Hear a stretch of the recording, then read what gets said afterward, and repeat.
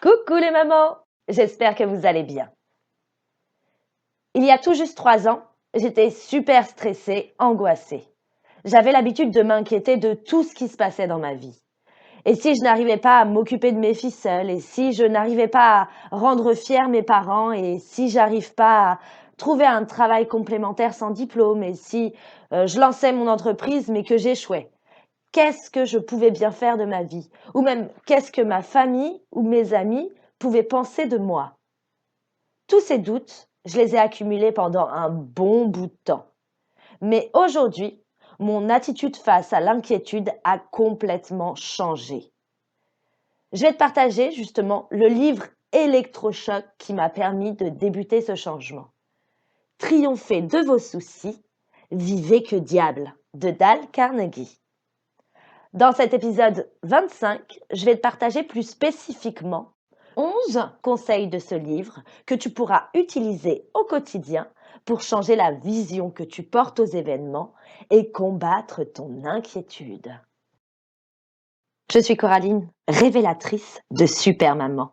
Ma mission est de te guider au quotidien vers une vie plus saine, une vie plus sereine, une vie moins speed, moins surchargée, une vie à la hauteur de tes aspirations. Dans ce podcast, je vais te partager des clés, des réflexions, des méthodes et plein d'autres choses qui vont t'aider à te sentir mieux dans ta tête et dans tes baskets pour créer la vie qui te ressemble. Plus nous serons nombreuses à oser vivre une vie consciente, une vie authentique, une vie épanouie, plus le monde sera inspirant pour nos enfants et pour nous. Bienvenue dans le podcast Maman, pas seulement. Et c'est parti. Premier conseil, qu'est-ce qui pourrait t'arriver de pire? Lorsque tu te retrouves face à une problématique, pose-toi cette question. Quelle est la pire chose qui pourrait m'arriver? Le pire résultat qui puisse arriver? En te posant cette question, tu vas voir que ton stress est énorme et surtout disproportionné par rapport à la situation. Eh oui, les choses que nous croyons vraiment mauvaises ne le sont pas autant que nous le pensons en réalité. Par exemple, quand j'ai passé mon permis, j'étais super stressée. Enfin, un peu comme tout le monde. J'avais peur de ne pas y arriver et donc de ne pas pouvoir trouver de boulot à cause de ça. Et même pire, de recevoir des jugements négatifs et de décevoir ma famille. Aujourd'hui, ça fait 15 ans que j'ai mon permis. Et figure-toi, au moins la moitié de ce que j'ai appris dans le code ne m'a absolument pas servi. Et au final, je conduis aussi naturellement que je ne me brosse les dents. Avec du recul, je me demande bien pourquoi je me suis autant torturée pour ça. Et en imaginant que le pire du pire était arrivé, qu'est-ce qui se serait passé? J'aurais réessayé de le passer jusqu'à l'obtenir. Bref, ça n'aurait été qu'une question de temps. Bon, et un peu d'argent. Heureusement pour moi, j'avais mes parents qui pouvaient gérer à ce niveau-là. Il n'y avait pas de quoi m'en rendre malade comme ça. Ça n'en valait pas la peine. Et si j'avais clairement défini le pire résultat, je pouvais voir dans le pire des cas que c'était pas la mort. Il n'y avait pas de quoi autant angoisser. C'est fou comme nous nous inquiétons et nous nous stressons pour des choses qui ne sont pas importantes. Le téléphone n'a plus de batterie, on stresse. Notre enfant renverse son verre, on stresse. On est coincé dans les bouchons, on stresse. On a oublié un rendez-vous, on stresse. On n'arrive pas à faire quelque chose de bien et rien ne va plus. Te rends-tu compte qu'une toute petite chose peut affecter le reste de notre journée? Pour t'aider à relativiser dans les moments où tu es énervée, stressée ou anxieuse, voici une formule en 3 étapes. Première étape, analyser honnêtement la situation et déterminer quelle est la pire chose qui puisse t'arriver. Deuxième étape, après avoir déterminé ce qui est le pire, accepte-le tel quel. Et enfin, troisième étape, une fois que tu as accepté le pire résultat, Consacre ton temps et ton énergie à essayer d'améliorer la situation calmement. L'acceptation de ce qui est arrivé est la première étape pour surmonter les conséquences de tout malheur. L'une des pires caractéristiques de l'inquiétude, c'est qu'elle détruit notre capacité de concentration. Lorsque nous nous inquiétons, notre esprit saute ici et là et l'acceptation permet de nous calmer et de nous concentrer sur la solution. Je te recommande vivement d'utiliser cette tactique qui te calmera immédiatement puisqu'elle aide à voir que même le pire scénario n'est pas aussi mauvais qu'on peut le penser. Et tu finiras par avoir de moins en moins de soucis, de moins en moins de stress. Deuxième conseil, chasse l'inquiétude de ton esprit. Une étude a montré que lorsqu'une personne est occupée, son inquiétude diminue de plus de 50%. Et oui, il est impossible pour l'esprit humain, pour le cerveau, aussi brillant soit-il, de penser à plus d'une chose à la fois. Puisque notre cerveau ne peut pas se concentrer sur deux choses en même temps. Quand tu es heureuse, tu ne peux pas être triste en même temps. Ou encore, quand tu parles à quelqu'un, tu ne peux pas penser à tes problèmes familiaux en même temps. C'est impossible. Alors, pour chasser l'inquiétude qui ronge ton cerveau, trouve une activité ou un travail, peu importe, qui demande toute ton attention. Pendant la Deuxième Guerre mondiale, un journaliste a demandé à Winston Churchill s'il était inquiet de ce qui s'est passé. À cela, il a répondu qu'il était trop occupé et qu'il n'avait pas le temps de s'inquiéter. Churchill avait déjà tout compris.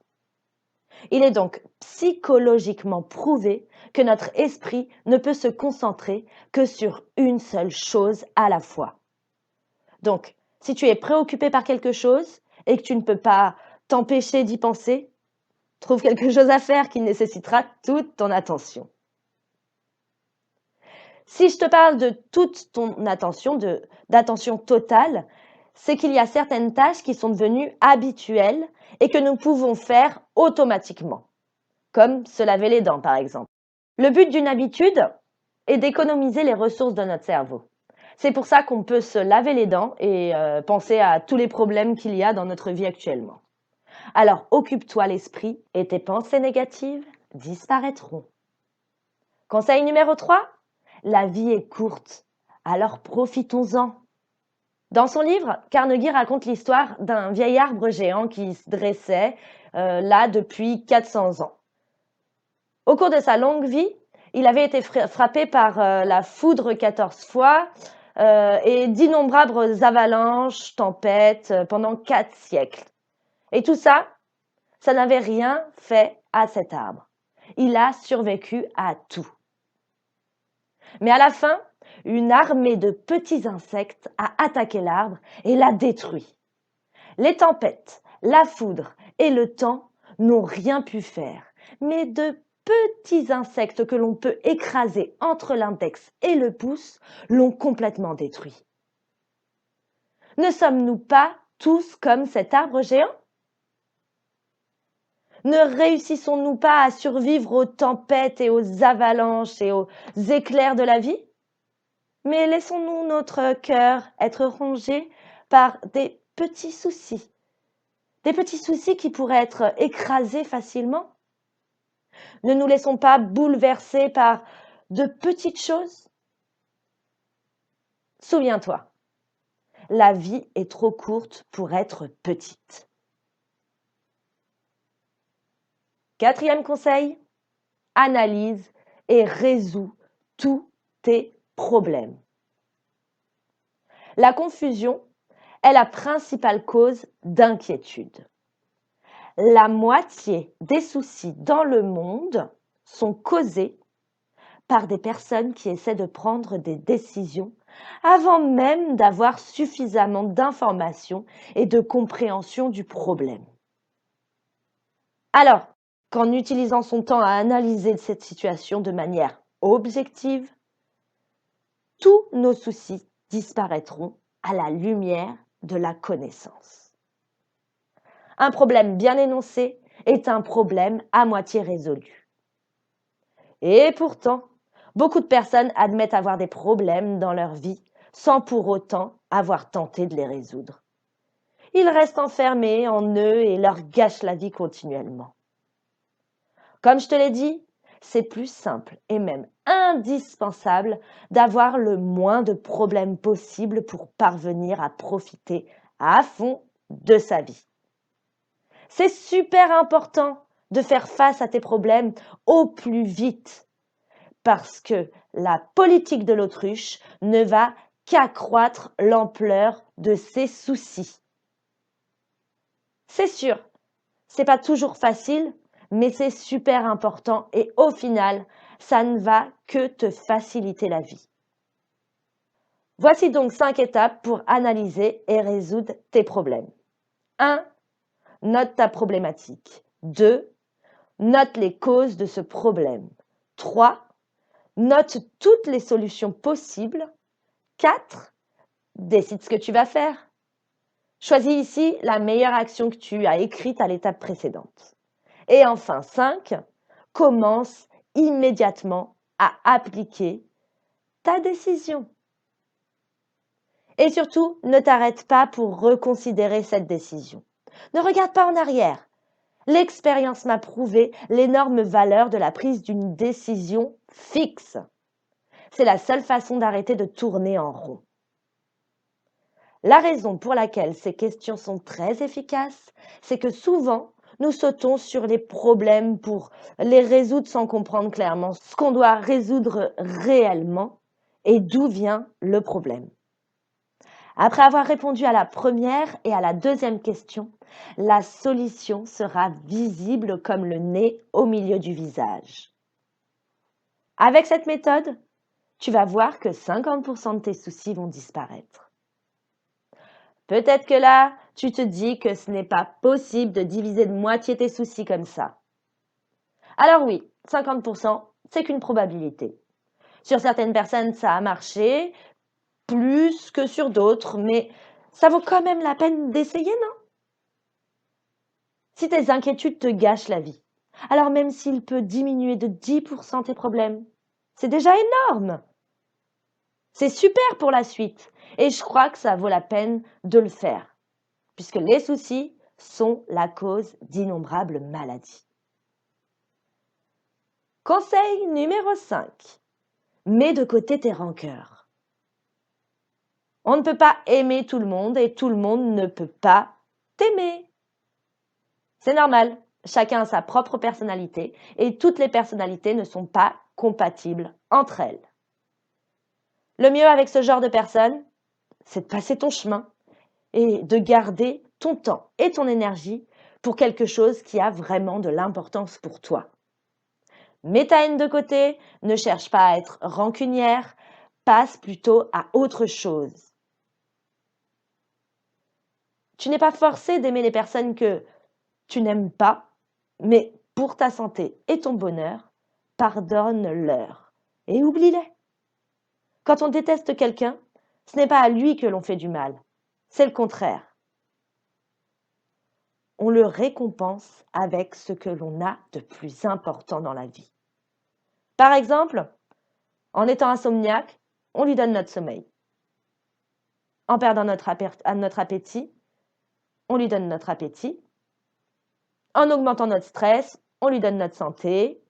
Bref, la chose la plus importante que nous puissions faire est d'enterrer notre haine et de passer à autre chose.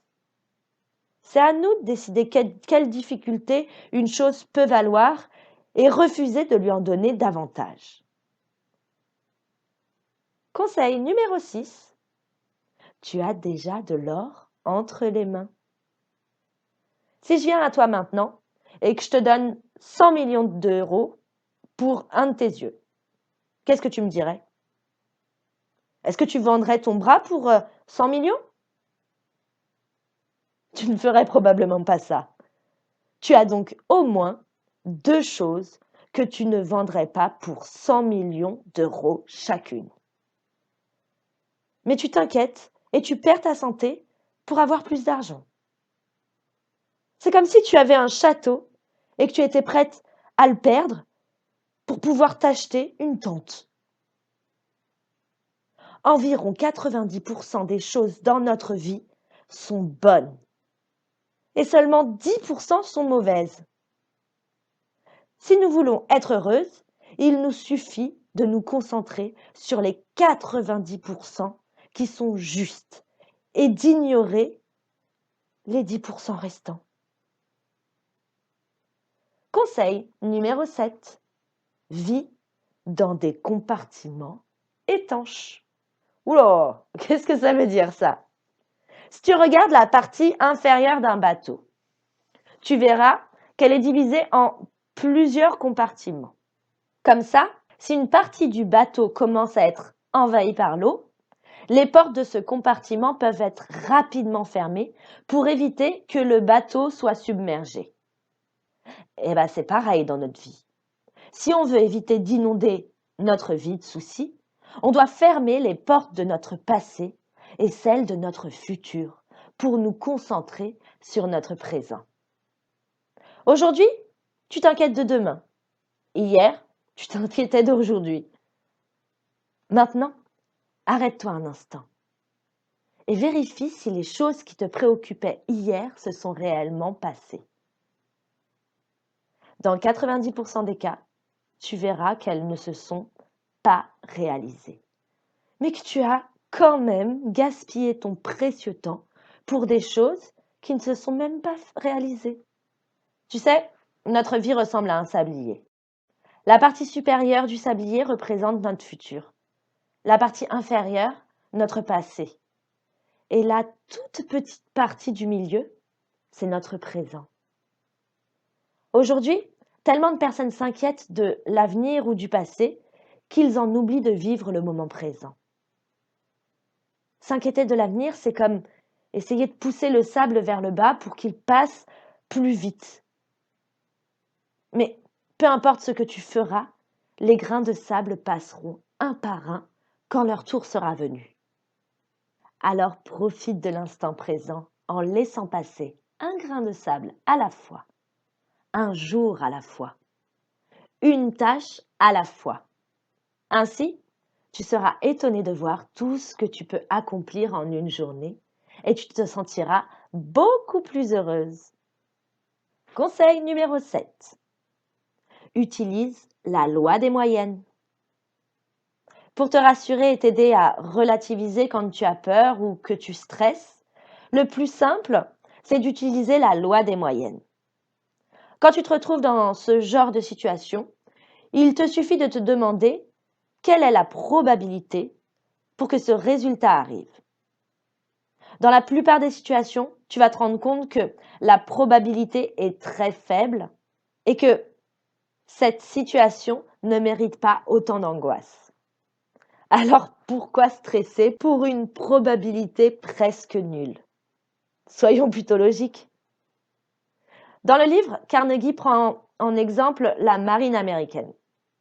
Elle a utilisé la loi des moyennes pour remonter le moral des marins qui étaient affectés dans des pétroliers à risque. Les marins avaient peur de mourir, alors la marine leur a fourni des chiffres. Et il s'est avéré que même dans le pire scénario, ils avaient 10 minutes pour quitter le pétrolier, ce qui était bien suffisant pour évacuer en toute sérénité et en toute sécurité. Bref, il y a de fortes chances que ce qui t'inquiète ne risque pas de se produire. Alors pose-toi toujours cette question. Selon la loi des moyennes, quelle est la probabilité que cet événement se produise? Conseil numéro 8. Coopère avec l'inévitable. Si tu peux éviter de faire une bêtise, oui, c'est important. Mais si tu en fais une pour autant, une fois que c'est fait, oublie-la complètement. Tu ne peux pas revenir en arrière. Tu ne peux pas changer ce que tu as fait. D'ailleurs, tu ne peux même pas changer ce que tu as fait il y a 1 minute. Une fois que c'est fait, c'est fait. Et s'inquiéter de quelque chose qui est passé, c'est un gaspillage d'énergie et de temps. S'inquiéter des problèmes d'hier, ça ne sert à rien. Alors pourquoi s'inquiéter des choses sur lesquelles on n'a aucun pouvoir? Ça ne sert strictement à rien. Repenser au passé constamment ou avoir des pensées négatives sur une situation dans laquelle tu te trouves ne va pas arranger les choses. Au contraire, des galères dans la vie, on en aura toujours. Alors apprenons à les surmonter sans nous en rajouter. Tu verras, quand tu auras l'habitude de passer au-dessus des galères inévitables de la vie, tu seras beaucoup plus heureuse et super fière d'avoir réussi malgré l'adversité de la vie, réussi à garder la tête haute. Il y a et il y aura plein de situations où tu seras impuissante, comme la perte d'un proche, une rupture ou encore un licenciement. Dans ces moments difficiles, la seule chose que nous pouvons faire, c'est simplement d'encaisser le coup et de passer à autre chose. Quand les voitures ont été inventées, les roues étaient faites de matériaux durs comme le métal. Mais elles se cassaient très souvent parce qu'elles ne pouvaient pas absorber les chocs sur les routes accidentées. Alors que les pneus en caoutchouc résistent bien mieux. Ils résistent aux cailloux ou aux autres objets qui sont sur la route. Le caoutchouc se plie à l'intérieur et reprend ensuite sa forme initiale. Tout ça pour te dire que c'est pareil dans la vie. Plus on essaye de changer ou de résister à l'inévitable, plus on s'abîme et on souffre. Pour durer plus longtemps et profiter d'une conduite plus souple, apprends à absorber les chocs sur la route accidentée de la vie. Conseil numéro 9. 9 mots qui vont transformer ta vie. Le plus gros problème auquel toi et moi devons faire face, en fait, presque le seul problème auquel nous devons faire face, c'est de cultiver les bonnes pensées. Si nous y arrivons, nous serons sur le bon chemin pour résoudre tous nos soucis. Justement, ces 9 mots vont transformer ta vie. Notre vie est déterminée par ce que nous pensons. D'ailleurs, l'expérience d'un psychiatre britannique appuie bien cette thèse. Il a testé sur 3 hommes pour voir l'effet de la suggestion mentale sur leur capacité physique. Grâce à un dynanomètre, il a testé leur capacité physique dans des conditions normales. Et ces hommes ont réussi à soulever 45 kilos. Ensuite, il les a testés après les avoir hypnotisés et leur avoir dit qu'ils étaient très faibles. Et ces 3 hommes n'ont réussi à soulever que 13 kilos, soit moins d'un tiers de leur force normale. Et enfin, il les a testés une 3e fois sous hypnose en leur disant qu'ils étaient très forts. Et cette fois-ci, ces 3 hommes ont pu soulever 63 kilos. Tu te rends compte?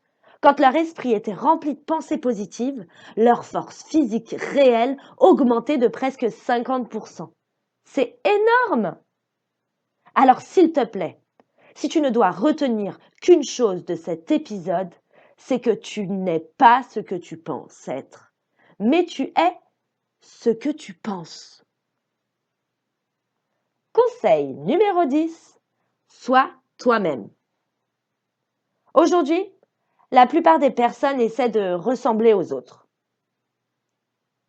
à une soi-disant normalité. Mais en faisant ça, elles ne seront que malheureuses. Et elles seront inquiètes pour un rien. Plus on essaye de ressembler à quelqu'un d'autre, plus on a de la peine et des soucis. Si tu es dans ce monde et que personne ne se ressemble, c'est bien pour quelque chose. Nous sommes uniques. Nous n'avons qu'une seule chose à faire, partager notre savoir, nos valeurs, nos connaissances au monde entier. Alors ne perdons pas notre temps à nous inquiéter parce que nous ne sommes pas comme les autres. Tu es quelque chose de nouveau dans ce monde. Il n'y a jamais eu quelqu'un exactement comme toi. Et il n'y aura jamais quelqu'un d'exactement comme toi. Dans son livre, Carnegie donne un exemple que j'aime particulièrement. Il parle d'une femme qui essayait d'être chanteuse, mais qui avait honte de ses dents et qui, pour cette raison, n'ouvrait pas complètement la bouche quand elle chantait. Un jour, un homme l'a abordée et lui a dit qu'il savait ce qu'elle essayait de cacher. Il lui a dit de ne pas avoir honte, d'ouvrir la bouche et de chanter du fond de son cœur. Après ça, elle a eu tellement de succès que d'autres chanteurs ont commencé à imiter sa façon de chanter. Tout ça pour te dire de faire ce que tu aimes, de ne te comparer à personne d'autre, de rester toi-même et d'être heureuse d'être singulièrement toi. Conseil numéro 11, ne te soucie plus de l'ingratitude. Tu sais, les êtres humains attendent tout le temps de la gratitude de la part des autres. Quand on tire la porte ou quand on laisse passer une personne devant nous, on attend un grand merci. Sinon, on va se dire que la personne est mal polie. Laisse-moi te dire ceci. Si tu sauvais la vie de quelqu'un, est-ce que tu aimerais qu'il t'en soit reconnaissant? Il y a de grandes chances que oui, mais il est naturel pour les gens d'oublier d'être reconnaissants. Donc, si tu attends un merci à chaque fois, tu risques de te créer beaucoup de peine ou de colère. Si tu aides une personne âgée à monter dans le bus et qu'elle ne te remercie pas, c'est pas grave. Tu as fait une bonne action et c'est la seule chose qui compte. Quand tu fais quelque chose, fais-le pour le plaisir de le faire et n'attends rien en retour. Et voilà les mamans. C'était un épisode un peu plus long que d'habitude, mais je ne pouvais pas faire plus court. Il est maintenant temps de vous lancer votre défi. Cette semaine, tu vas laisser plus de place à ton cœur. Je te défie de ne pas réagir, mais d'agir. Lorsque tu te retrouveras dans une situation difficile, utilise la méthode en 5 étapes pour analyser et résoudre un problème. 1. Note ta problématique. 2. Note la cause de ce problème. 3. Note toutes les solutions possibles. 4. Décide ce que tu vas faire. Et 5. Commence immédiatement à appliquer cette décision. C'est à toi de jouer. Et comme toujours, si cet épisode t'a plu, pense à cliquer sur le pouce sous cette vidéo et à t'abonner à la chaîne Maman Pas Seulement pour ne louper aucun épisode. Se faire plaisir, ça fait du bien. Alors tu peux toujours t'inscrire au calendrier de l'Avent 100% maman, 100% gratuit, 100% inspiration. Tu n'as qu'à cliquer sur le lien que je te mets en bas de cette vidéo. Et n'oublie pas, ta vie de demain se crée aujourd'hui. Je suis super contente de vous accompagner au quotidien. Je vous dis à très vite. Passez une merveilleuse semaine. Ciao, ciao.